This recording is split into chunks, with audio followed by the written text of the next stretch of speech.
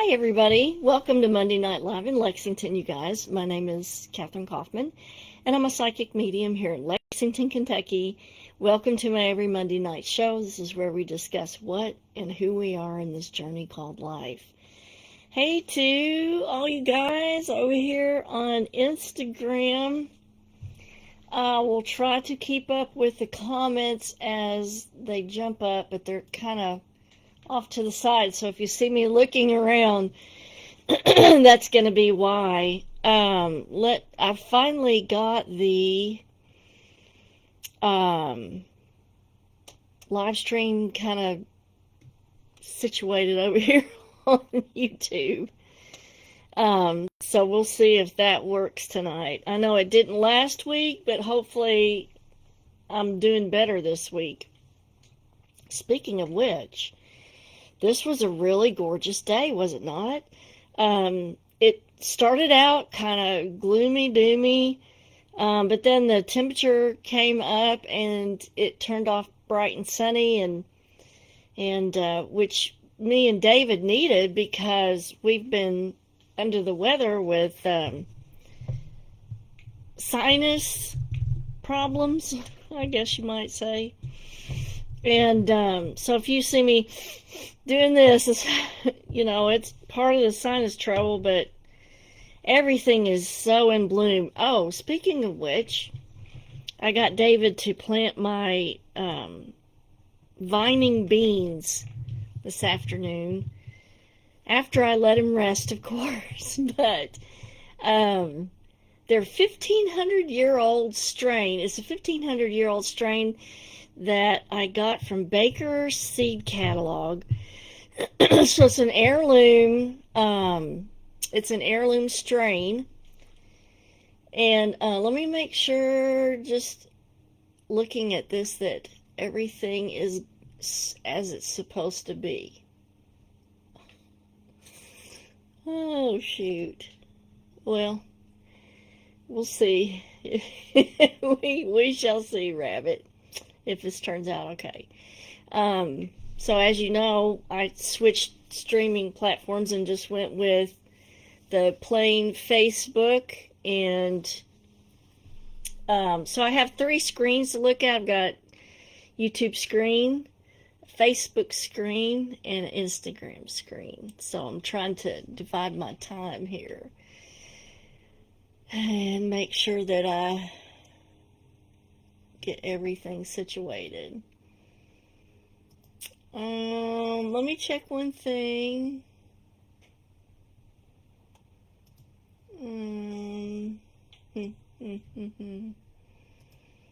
Okay, well, okay. So tonight's topic is the 1941 Cape Girardeau UFO crash. And when I saw this story, it flabbergasted me because I used to live in Paducah, Kentucky, and that's close to Cape Girardeau, and I never heard of this.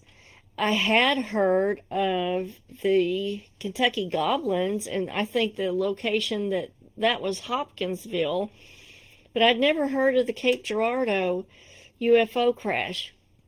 Now, Cape Girardeau, I believe, is in Missouri. And so what we're going to do is we're going to go over 2 different renditions of the story, I guess you might say. I need to check something. Something's not working correctly. Something is not working correctly. Let me check something really quick before we get into the nitty-gritty of the story. Okay. Let's see what's going on.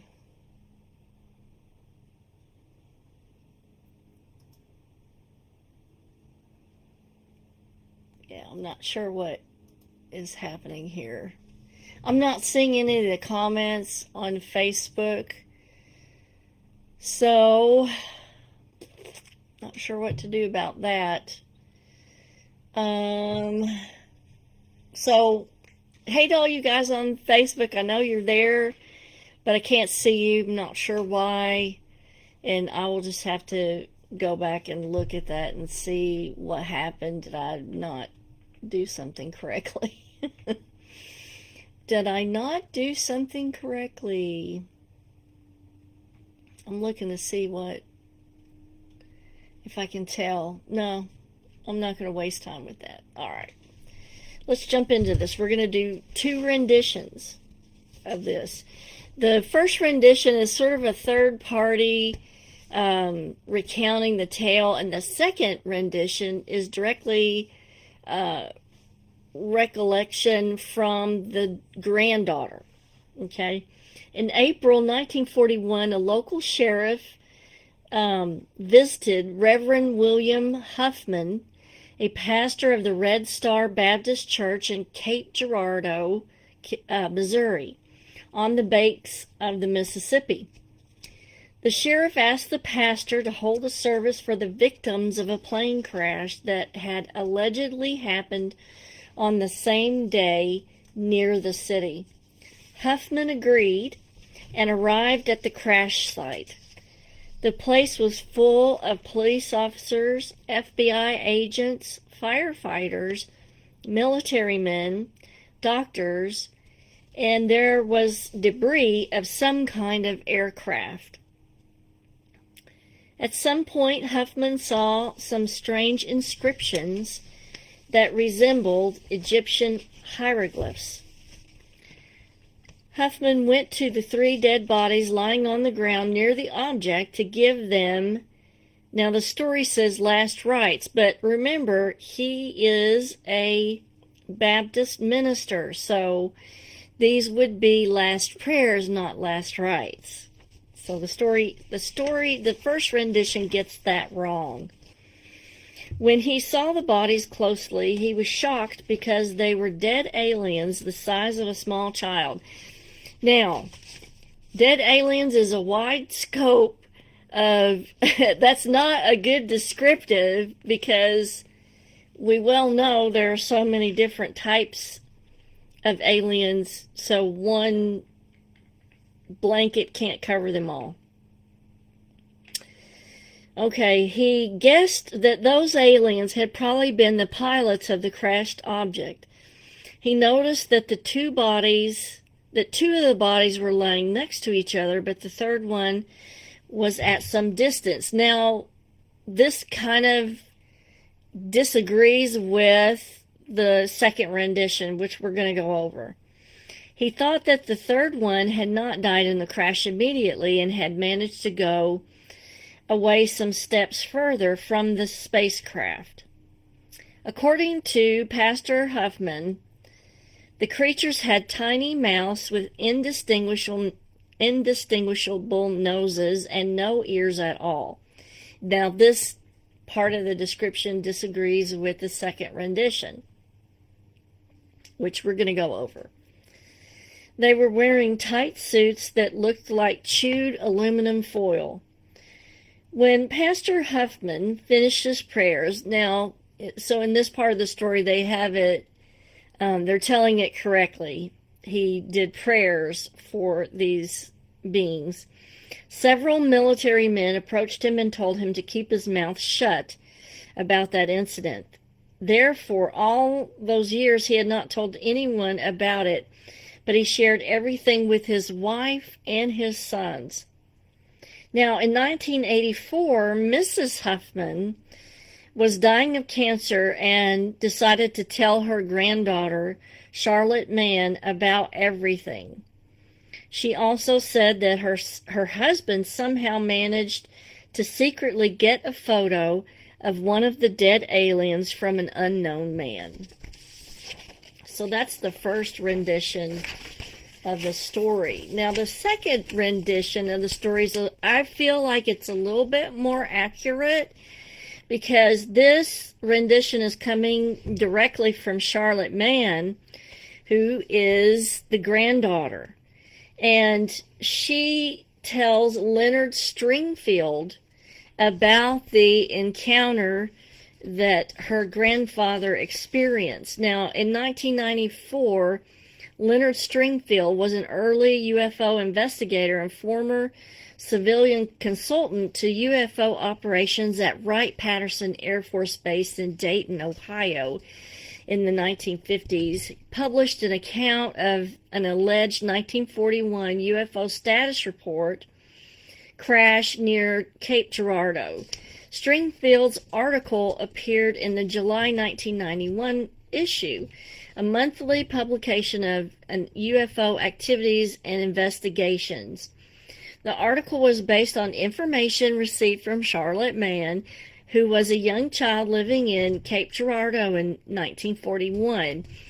At the time, Charlotte's grandfather, the Reverend William Huffman, was a pastor of Cape's Red Star Baptist Church. Now, so this is Charlotte's rendition. And I'm sorry that I cannot see any of the comments on Facebook. That feature is not working at all. Not sure why, but I'm afraid to try to mess with it or it'll stop the stream. And hopefully the stream is going because I can't see anything. That's crazy. Okay. Here's Charlotte Mann's rendition. Charlotte tells Stringfield her grandfather received a call in the spring of 1941 from local police asking him to travel with them to the site of an airplane crash outside the city limits to minister to the victims of the crash. Now, that's more accurate. When Reverend Huffman arrived on the scene, police officers, firefighters, FBI agents, emergency medical crew, and numerous military personnel, presumably from the Army Air Base in nearby Sykeston, were viewing what Huffman described as a disc-shaped object, the interior of which contained a small metal chair, gauges, dials, and hieroglyphic-like inscriptions and writings around the inside. So as you can see already, her rendition is a lot more detailed. So I think we get more from her rendition. He also saw 3 entities or non-human people lying on the ground. 2 were just outside the craft, with a third somewhat farther away. He described the bodies as hairless, with large heads, big eyes, small mouths, and very small ears. And in the first rendition, it said there were no ears. The Reverend Huffman said the dead individuals were about 4 feet tall and seemed to have no hard bone structure, but very long arms and fingers. So I'm not sure what led him to think there was no hard bone structure. There's not any details about that, but maybe the bodies were really floppy, like they had no, maybe it was cartilaginous and not exactly hard bone that, maybe he observed them putting these entities into body bags and observed them being very floppy. Who knows what he meant by that. Shortly after viewing the dead bodies, Reverend Huffman was asked to pray over them. Upon doing so, he was escorted by military officials to a nearby location where he was sworn to secrecy and strongly warned to never discuss the crash with anyone. Huffman did not know what was told to others at the scene, but he was told, and this is kind of typical, this didn't happen, you didn't see this. This is a national security, and it is never to be talked about again. But given the large number of individuals present, it was highly likely the secret would eventually be revealed. And although Reverend Huffman intended to keep silent regarding his participation in the affair, he was not completely successful. Among those who eventually learned the secret were his wife, Floy, his granddaughter, Charlotte, and the brother of Cape Girardeau County Sheriff Clarence Shade, who partially confirmed the story in a notarized sworn affidavit. So, this was something that was kept under wraps for a long time because we never heard about it, and I had never heard about it, and I lived close to that location, and I had never heard about it. So when I did come across this story, I thought, and especially coming from a pastor's standpoint, I thought it was very interesting that there's so many similarities with this story and Roswell. Now, even though Roswell occurred 6 years later, and not in April, but in July, I think it was July 8th, 1947, because what I have is the teletype from the FBI Dallas. This is something that's been released that's public access right now. There's not a lot on it, but there's so many similarities between this and the crash in Cape Girardeau. They both describe a flying disc. There's a flying disc in Cape Girardeau. There's a flying disc for Roswell. They occur relatively close together within a 6-year period. They both describe a similar material at the crash site. The first rendition on the story that I just told you was the crunched up aluminum suits that the beings had on. The beings are described in similar fashion, small stature, large heads, large eyes, small mouth, no, hardly any ears. So you got to ask yourself, what's going on with this? Why are we seeing in the 1940s such similar cases? And then another similarity is the fact that Roswell occurs near a military base, and so does the Cape Girardeau incident, because there's a military base in Sykeston. So, there's too many similarities at play here, and I thought that it was very interesting that we had never heard of the Cape Girardeau crash or the pastor going out to deliver prayers for the beings. And I thought we would just dip into this tonight. Now, I'm so sorry I can't see any of the comments on Facebook because I know that there's comments there.